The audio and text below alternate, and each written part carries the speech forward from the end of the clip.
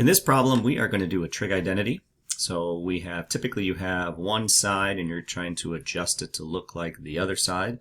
So you're kind of proving that this is equivalent to this.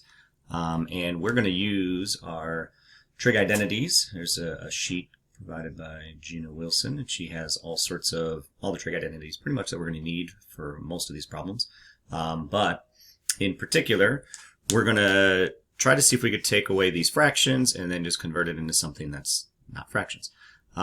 So first thing that I see is I don't want fractions. I don't really have fractions over here. So on this side, what I can do is I'm going to use this property right here.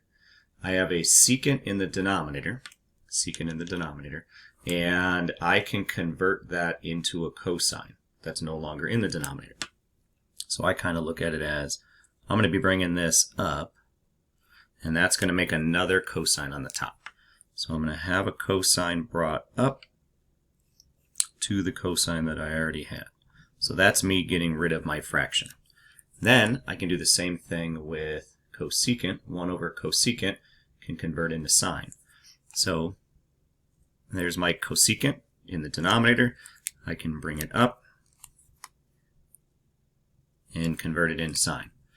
Okay, so then that's a plus a sine times the original sine. Alright, so I combine these together. That's cosine squared theta plus sine squared theta. Alright, now that definitely has a common look for me. That's a thing. And so that is the most common one, and kind of the best one is sine squared plus cosine squared is equal to 1. Now since it's addition, the order doesn't matter. It's sine squared plus cosine squared. So that whole thing becomes 1. Now that doesn't look like that. However, we have another Pythagorean identity that has a 1 in it, that also has a tangent squared, that also has a secant squared.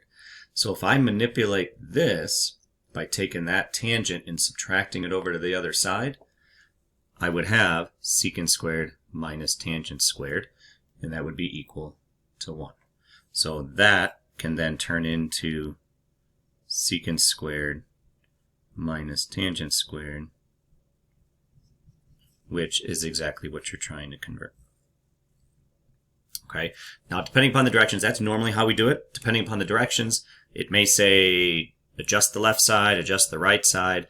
So actually if that allowed me to adjust both sides, normally they don't, but if it did, then I would definitely stop when I get to a 1, because then I can go over to this side and go, well, that also equals a 1.